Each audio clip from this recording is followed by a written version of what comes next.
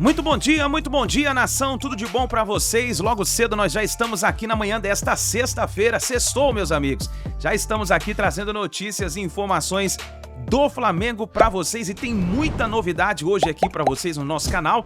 Vamos analisar aqui as contratações do Flamengo para essa temporada 2023. O Flamengo está na semifinal da Copa do Brasil. Tivemos aí a eliminação do Palmeiras contra o São Paulo. E o Flamengo está em segundo colocado, vice-colocado do Campeonato Brasileiro, continua firme na Libertadores da América. Quer dizer, o Flamengo quer a tríplice coroa, mas para isso precisa trazer novos reforços. E saiu uma notícia nessa semana sobre Sérgio Ramos no Flamengo. E os comentaristas falaram sobre isso, que o Sérgio Ramos cairia com uma luva no Mengão, porque é um zagueiro de potencial. Tudo bem que já está avançado um pouquinho na idade referente ao futebol, mas tem potencial porque ele continua treinando, está em forma fisicamente e seria um astro aí no Flamengo, no futebol sul-americano.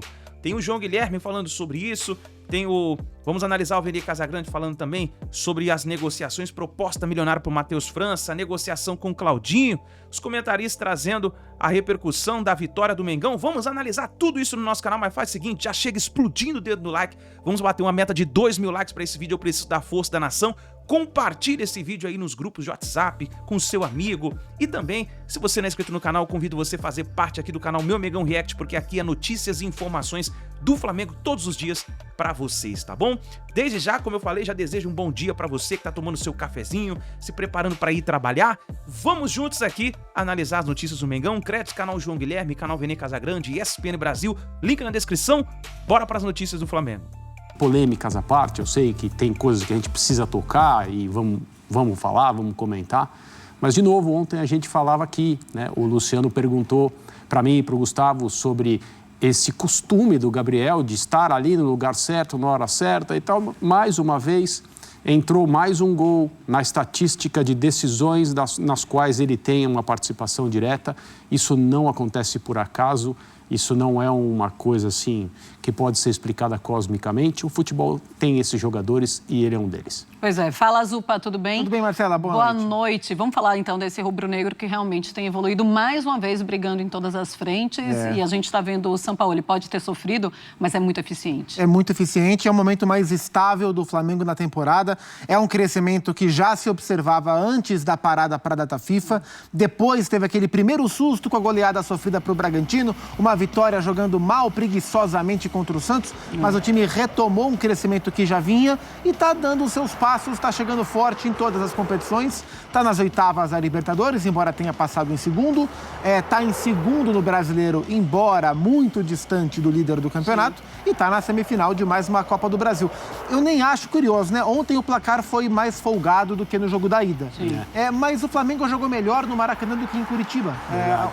Ontem, por exemplo, eu gostei mais do Atlético do que do Flamengo. Ontem, para mim, venceu e passou quem não jogou melhor, mas quem é melhor e quem construiu a vantagem no jogo da ida. Ali sim, na minha visão, jogando mais e construindo a vantagem que fez ele chegar a Curitiba para jogar mais confortável. Você tem razão. No trecho do jogo no 0-0, em que quem tinha mais iniciativa e muito mais oportunidades foi o Atlético Paranaense, a gente pode criticar o Atlético por não ter sabido concluir essas oportunidades. Sim. Algumas muito claras, assim, e não foi... E não é... Ontem a gente falava também, e todo mundo que acompanha futebol sabe da qualidade de muitos jogadores que o Atlético Paranaense tem.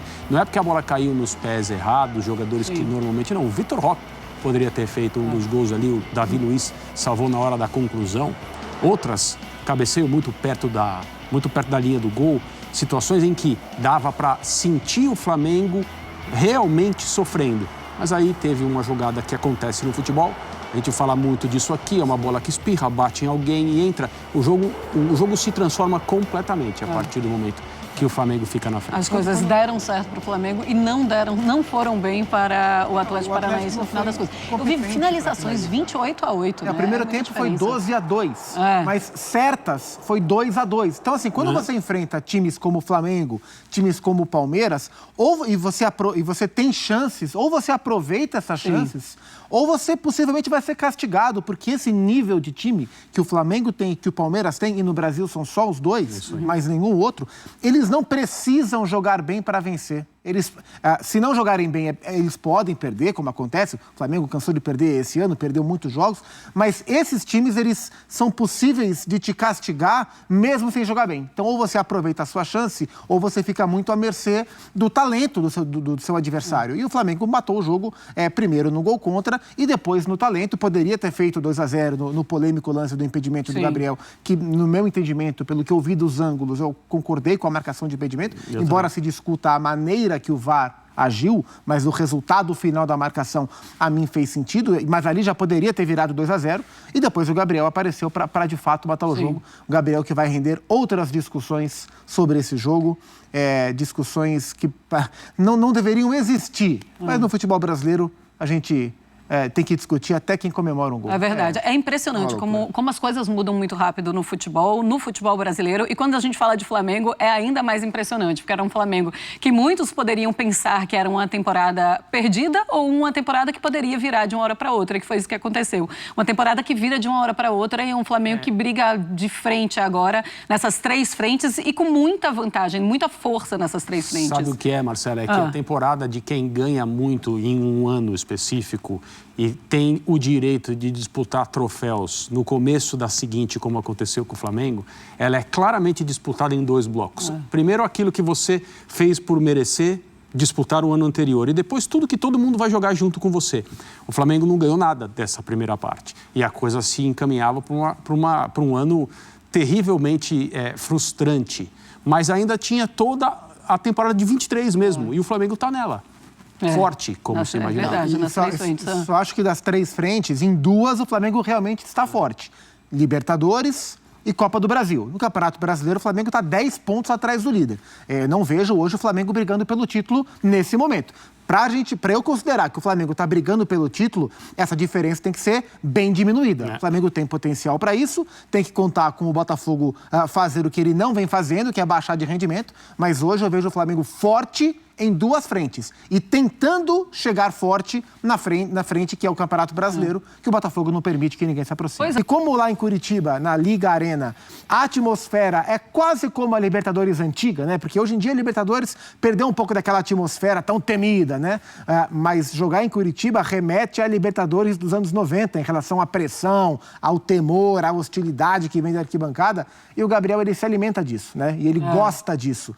Esse jogo é a cara dele. Ele nem foi o melhor em campo, mas ele foi decisivo quando tinha que ser e levou o Flamengo para a semifinal. Esse é o Gabigol mesmo, né, André Kfouri? É o Gabigol que os outros torcedores odeiam e que a torcida do Flamengo ama. Sem dúvida, e com motivos, né? Eu concordo com o Gustavo em relação ao tamanho dele no futebol brasileiro. Ajuda muito a camisa que ele veste e a representatividade que o Flamengo tem, nacional e internacional. Ele é um cara que, nessa trajetória, continua, exceto em alguns períodos de um jejunzinho, né? Uma sequência sem gols, marcando o seu lugar, marcando a sua passagem, a ponto de falar para o treinador que nem está mais no Flamengo, que era o Vitor Pereira, que não queria mais a parceria que estava tentando se estabelecer com o Pedro.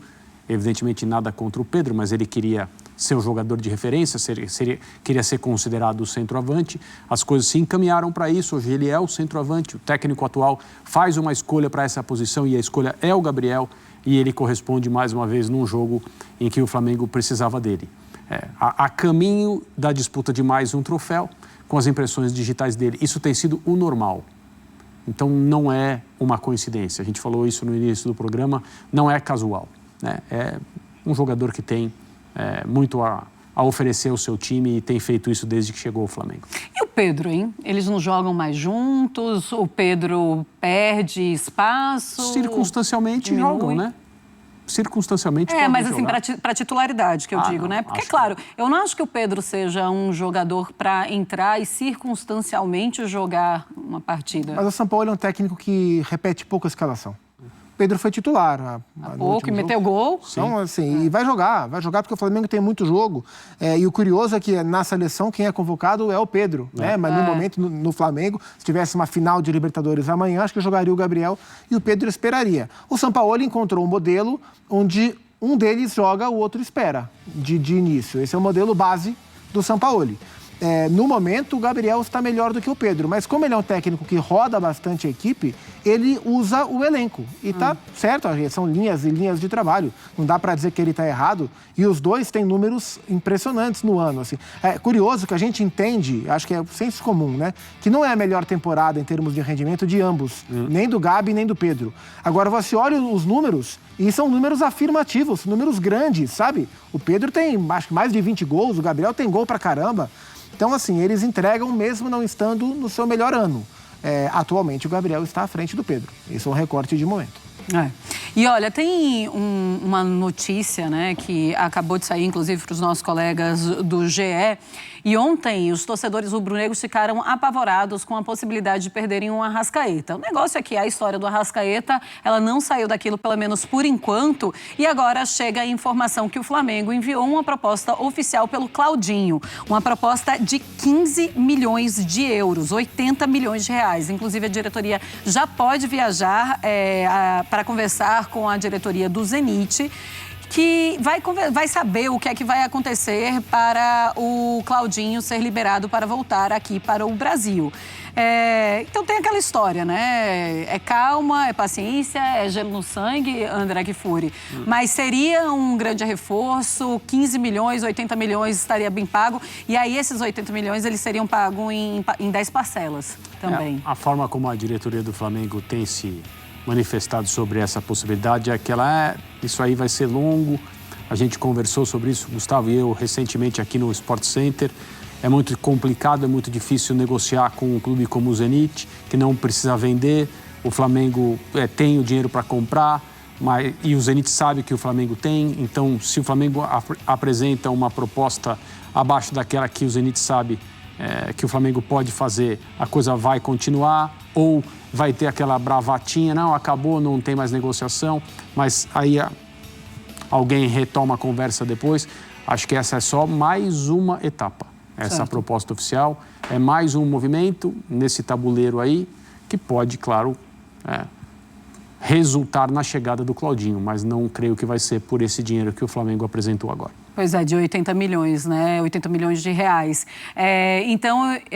Bom, a diretoria pode viajar até a Rússia para conversar com a diretoria do Zenit. E aí eu queria que você me falasse se seria um super reforço para esse Flamengo. Claro. Chegando e jogando e não tem nenhuma discussão. E se vale a pena também esse investimento, Zupa? Vale a pena. O Flamengo tem esse capital. O Claudinho é um jogador que vale esse capital. O Flamengo está em busca de reforços. Então tudo faz sentido nesse momento. Se ele vai chegar e vai jogar indiscutível, isso é o campo que vai dizer. Não adianta, porque o jogador não vem com rótulo, especialmente com um técnico como o Sampaoli. Chega e não está bem, vai ficar no banco, ponto final. Mas ele chega com status, com expectativa de assumir uma vaga, e para mim é a vaga do Everton Ribeiro, né? E, inclusive é um processo importante na renovação desse elenco, que muito se discute. O Everton tem contrato até o fim do ano, o Everton é um jogador de idade avançada, que não vive a sua melhor temporada, e o Claudinho tica todas essas listas, né, na concepção de elenco. Mas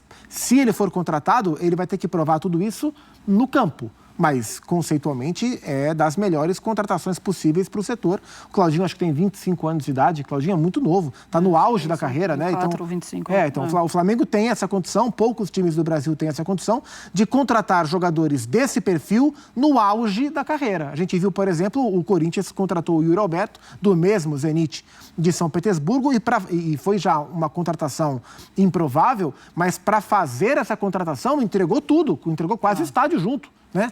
O Flamengo não, o Flamengo tem aporte para fazer essa contratação de um jogador no auge da carreira que saiu do Brasil como craque do Campeonato Brasileiro. Então seria um reforço muito valioso que, a princípio, traria muito para o time do Flamengo.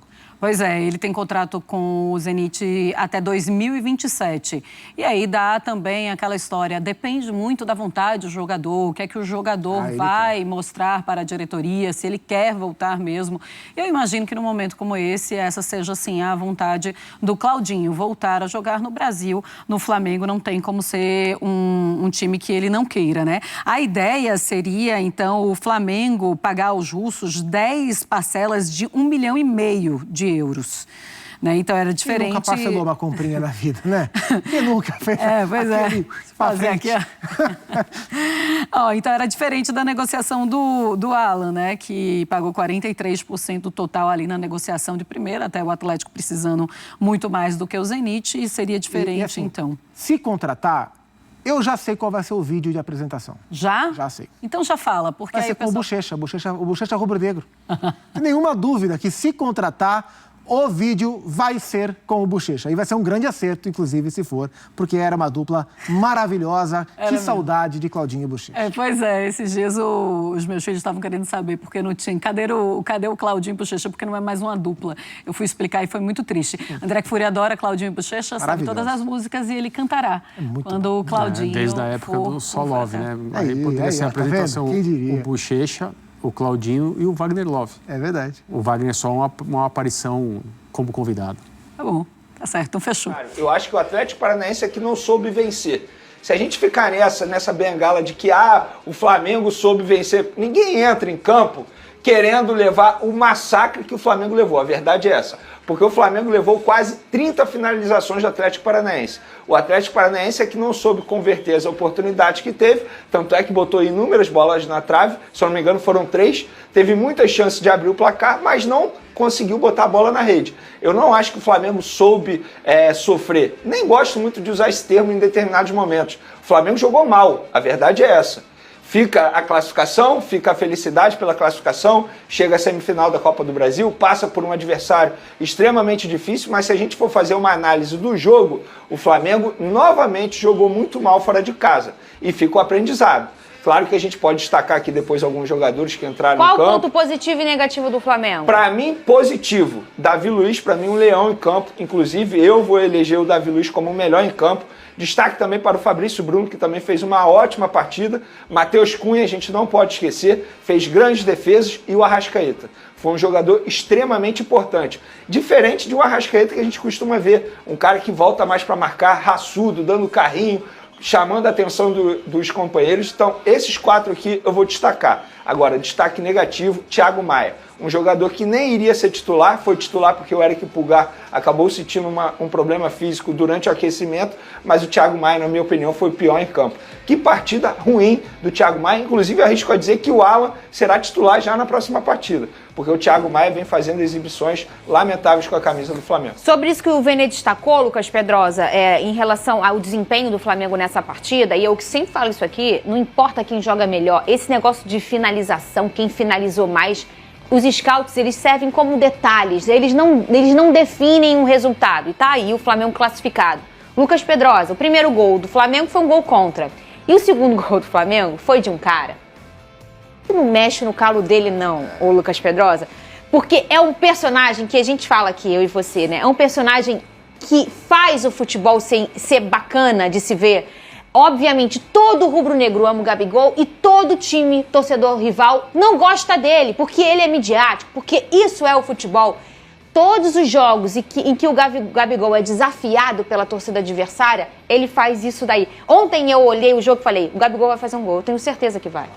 Fernanda, assim, eu acho que no primeiro tempo a partida estava se desenhando bastante perigosa para o Flamengo. Sim. Para ser muito honesto, o Atlético Paranaense, de fato, teve um volume de jogo muito grande. E aí o Flamengo, no momento em que estava sendo pressionado, acaba ganhando uma mão amiga do Atlético Paranaense no gol contra que o Eric acabou fazendo. A partir dali, no primeiro tempo, eu acho que o Flamengo fez uma partida muito ruim, tá? Inclusive o seu meio-campo, o próprio Everton Ribeiro, que eu gosto bastante, mas foi muito mal no primeiro tempo. O Davi Luiz foi o cara da consistência. O Matheus Cunha, pra mim, foi o melhor em campo, tá? Ele fez 2 defesas absurdas. A primeira do Vitor Roque, que a bola bateu na trave depois. E depois de um chute cruzado, se eu não me engano, foi do Canóbio. Também num lance em que ele conseguiu fazer uma belíssima defesa. E no segundo tempo, com a vantagem no placar, o Flamengo jogou com o regulamento debaixo do braço, com a sua consistência defensiva, e aí, como o Vene muito bem trouxe aqui, Fabrício Bruno, Davi Luiz, e a todo momento a gente está falando aqui de uma equipe que é a mais qualificada do Brasil, disparadamente em questão técnica. Aí o Gabigol apareceu,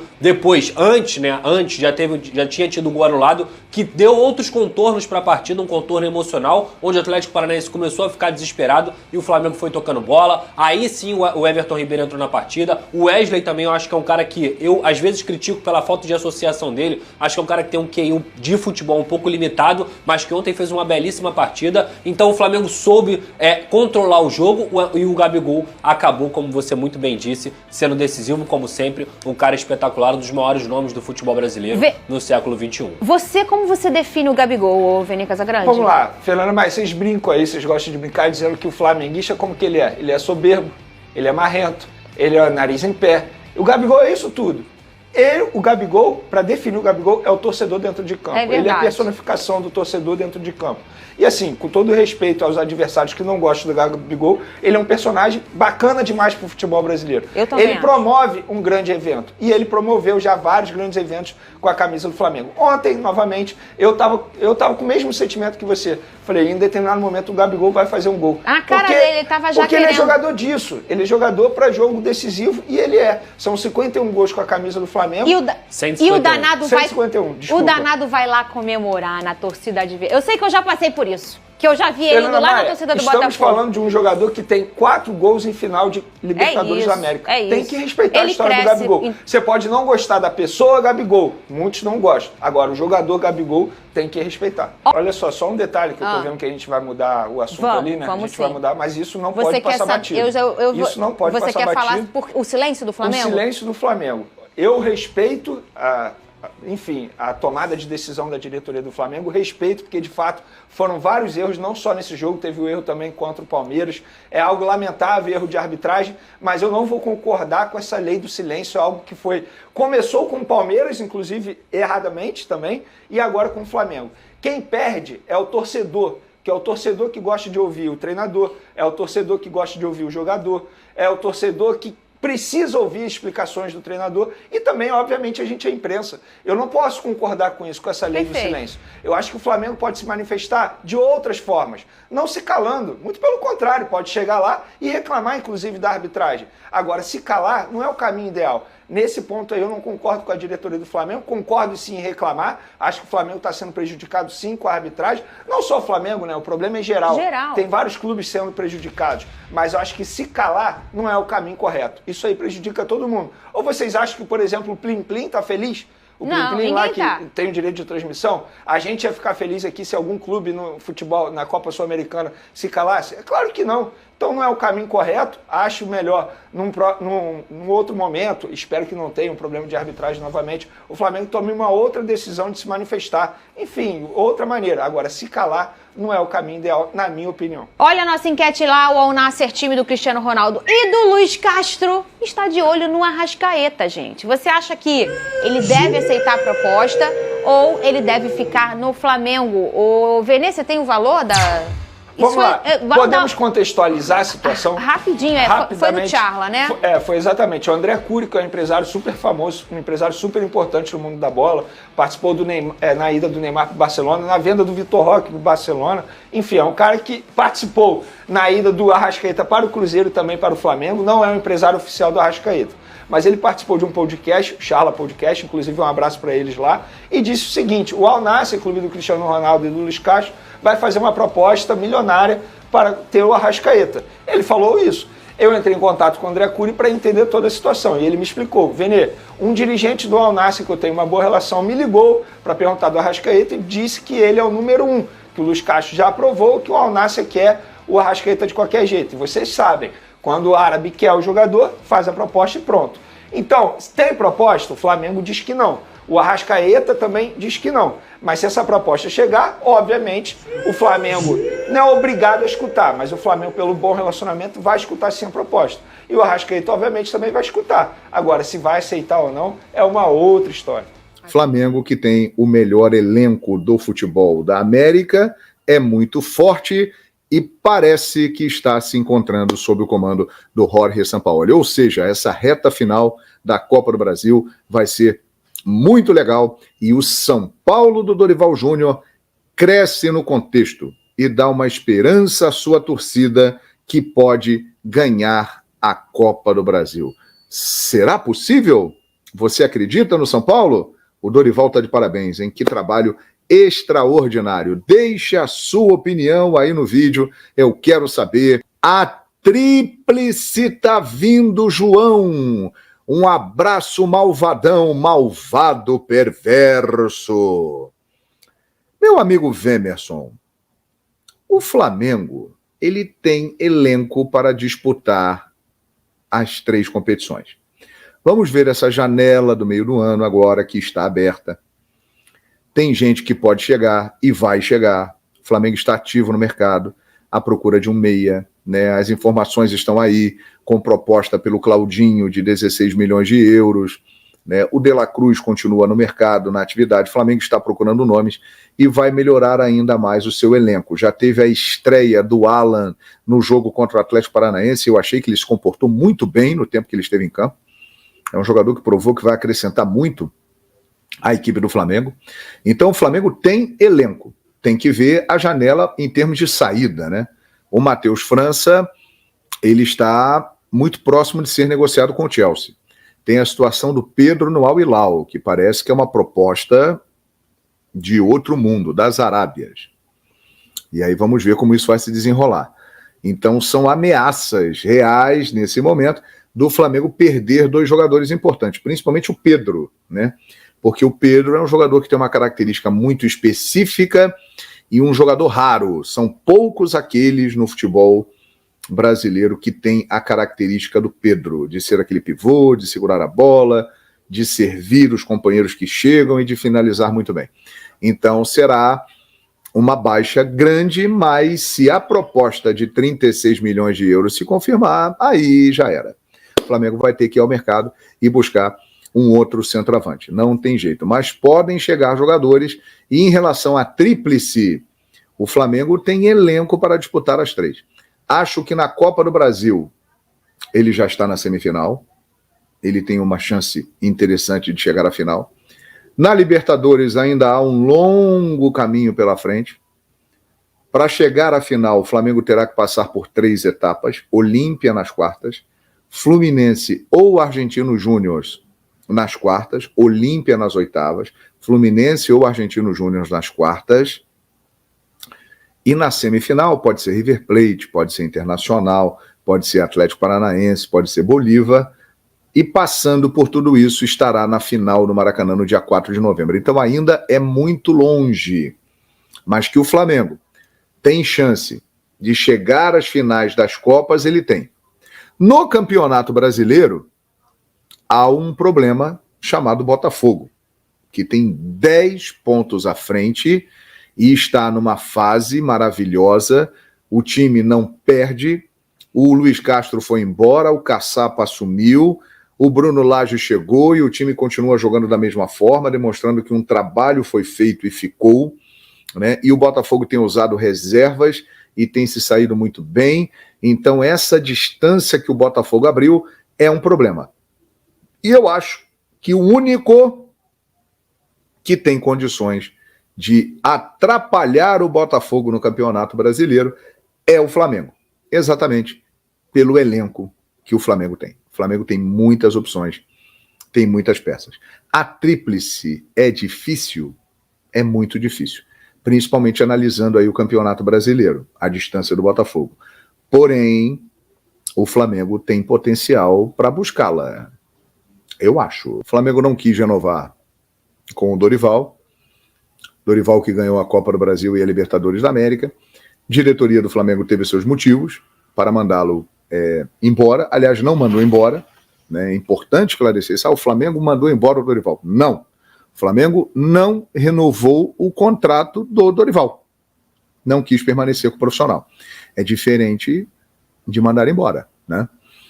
Mas realmente ainda ficou aquele gosto no torcedor do Flamengo, principalmente pelo que aconteceu no primeiro semestre, de derrotas seguidas, e o Flamengo vinha de vitórias com o Dorival. Puxa vida, será que se o Dorival continuasse, o Flamengo tinha conquistado títulos? A chance era maior, né? Porque o Vitor Pereira chegou no meio de toda aquela confusão de sogra, de Corinthians, e uma carga muito grande, uma pressão muito grande, um massacre em cima dele. Ele não conseguiu trabalhar, não conseguiu convencer os jogadores do Flamengo do seu trabalho. O primeiro semestre todo foi jogado fora e o Sampaoli agora está aí. O Flamengo, eu tenho a impressão de que já superou essa situação do Dorival, né? O Flamengo começa a se encontrar com o Sampaoli, mas tem grande chance de encontrar o Dorival Júnior na Copa do Brasil.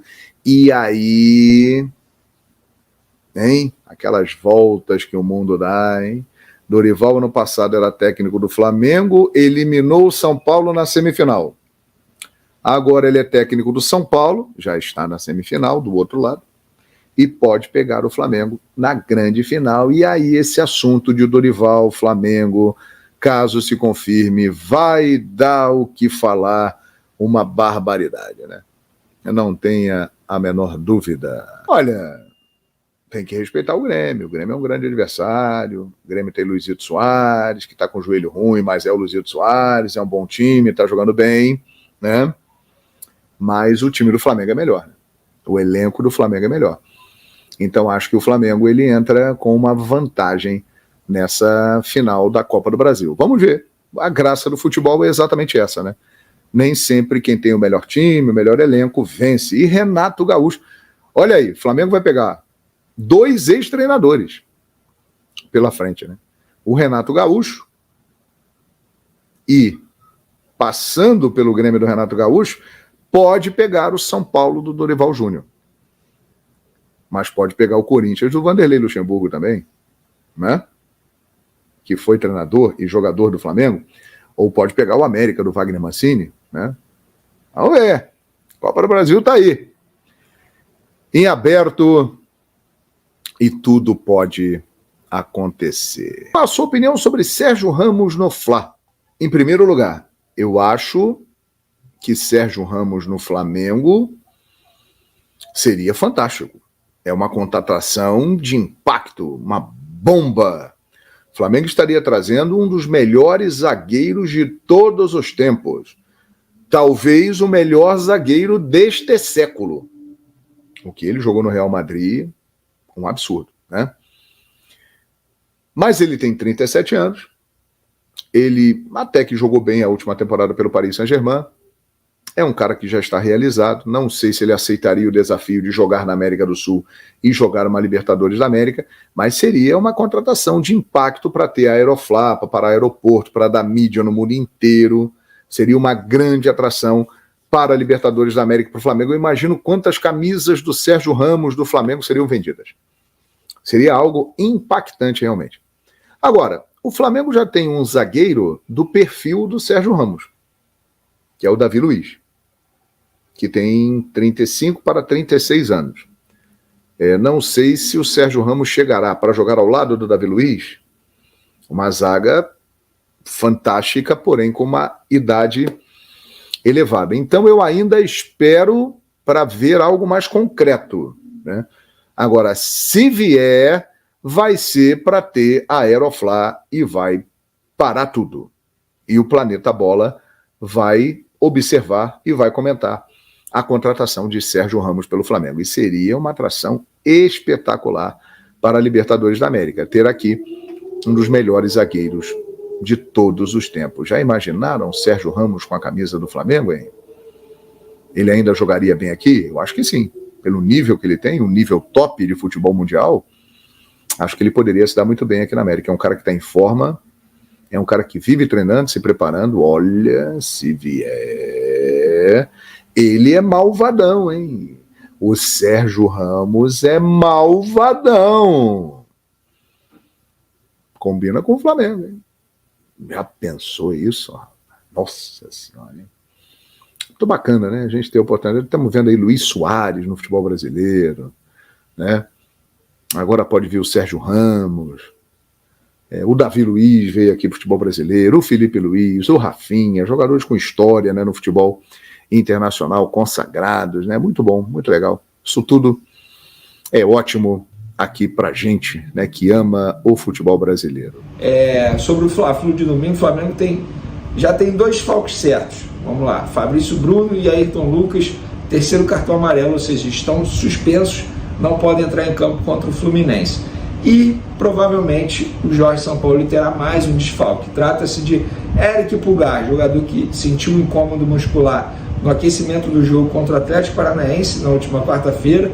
A informação que eu tenho é que ele realizou exames médicos, espera o resultado, e que assim, a situação complica tanto que já é certo que o Sampaoli não poderá contar com Eric Pulgar no final de semana contra o Fluminense.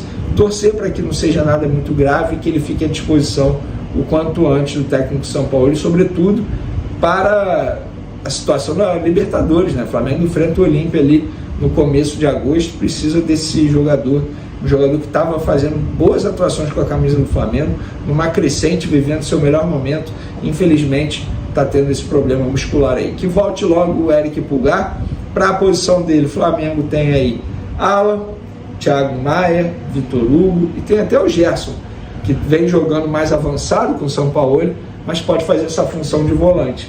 Eu acho que chegou o momento do Alan fazer a estreia como titular. Entrou contra o Atlético Paranaense, ritmo de jogo se pega jogando. Bota como titular e vai jogando, porque eu acho que o Thiago Maia não vive um grande momento, então eu iria ali de Alan e Vitor Hugo e Gerson jogando mais avançado. O que vocês acham? Gostam assim? Deem a opinião de vocês. Vamos para o assunto principal desse vídeo, galera. Chegou a proposta. A proposta que o Flamengo esperava, que o Matheus França esperava, que os empresários do Matheus França esperavam, que a família do Matheus França também estava esperando. A tão sonhada proposta financeira. Mas será que o Flamengo vai fazer? Antes de mais nada, vamos revelar o clube. É o Crystal Palace. Clube, inclusive, do John Textor, da Hold ali, do John Textor. John Textor, para quem não sabe, é o da SAF do Botafogo. Ele também faz parte aí, ele é acionista do Crystal Palace, do Lyon, e o Crystal Palace, de maneira oficial, mandou o documento ao Flamengo. E nós obtivemos aqui, quando eu digo nós, é aqui o canal Vene Casagrande, eu, Vene Casagrande, a gente teve acesso ao documento oficial e aos detalhes da proposta oficial do time inglês ao Flamengo para ter Matheus França. Prestem atenção, galera, porque são muitos detalhes. Vamos lá. Valor fixo, o Flamengo receberia um valor fixo de 15 milhões de euros por 100% dos direitos econômicos. Forma de pagamento, 5 milhões de euros em 2023, 5 milhões de euros em 2024 e 5 milhões de euros em 2025. Assim seria a forma de pagamento, ou seja, 3 parcelas de 5 milhões de euros. Além disso, bonificações, 50 mil euros a cada 10 jogos do Matheus França disputados, sendo que o limite seria de 400 jogos, ou seja, totalizando 2 milhões de euros.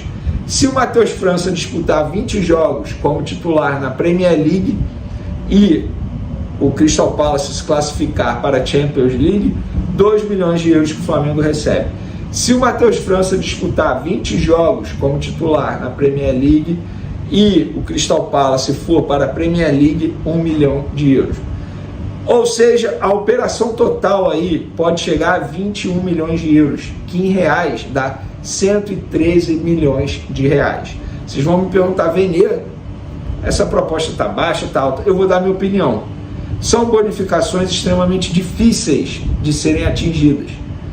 E o valor oferecido pelo Crystal Palace ao Flamengo por 100% dos direitos econômicos do Matheus França eu considero muito baixo. 15 milhões de euros é muito baixo. Só para vocês terem noção, o Flamengo vendeu o João Gomes, que é um volante que teoricamente é uma posição menos valorizada no mercado, por 18 milhões de euros, quase 20 milhões de euros ao Wolverhampton. Então, como que o Flamengo iria vender o meia Matheus França, de 19 anos, por 15 milhões de euros? É óbvio que não vai. Ainda mais por 100% dos direitos econômicos desse atleta. O Flamengo quer manter percentual de direitos econômicos do Matheus França. E o Flamengo quer receber ao menos 25 milhões de euros por Matheus França. Então, em resumo, essa foi a proposta do Crystal Palace ao Flamengo e o Flamengo vai recusar. Esquece, não vai aceitar por essas cifras. Vocês vão me perguntar, Vene, e o Chelsea?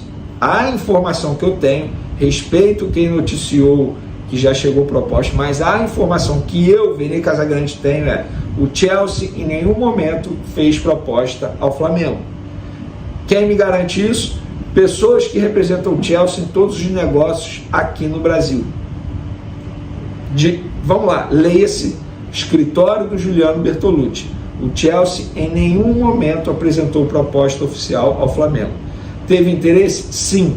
Mas quando a notícia vazou, o Chelsea ficou revoltado, porque o Chelsea é dessa forma, trabalha dessa forma. O Chelsea não gostou da notícia ter vazado.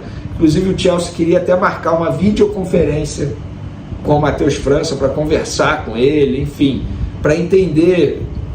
É normal. Só que em nenhum momento isso aconteceu e hoje, dia 13 de julho, a informação que eu tenho é: o Chelsea não tem mais interesse em fazer uma proposta ao Flamengo por Matheus França.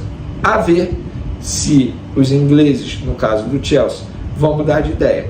Mas o Crystal Palace, que tem aí o John Texel, que é apaixonado por Matheus França, fazem mais uma proposta. Foram várias já até o momento. Então tá aí, nação, essas foram as últimas informações então do Flamengo. O Flamengo então está movimentando bem o mercado da bola, hein? Já imaginou Sérgio Ramos no Flamengo? Meus amigos, o negócio ia pegar fogo, hein? Vamos ver o que vai acontecer. Claudinho também pode ser o reforço do Mengão. Vamos ver o que o Flamengo vai trazer nessa janela de transferência. Então é isso daí, nação. Deixe o seu like, se inscreva no canal, ative o sino das notificações, assim sempre você estará recebendo as notícias do Mengão. Grande abraço, muito bom dia e a gente se vê no próximo vídeo.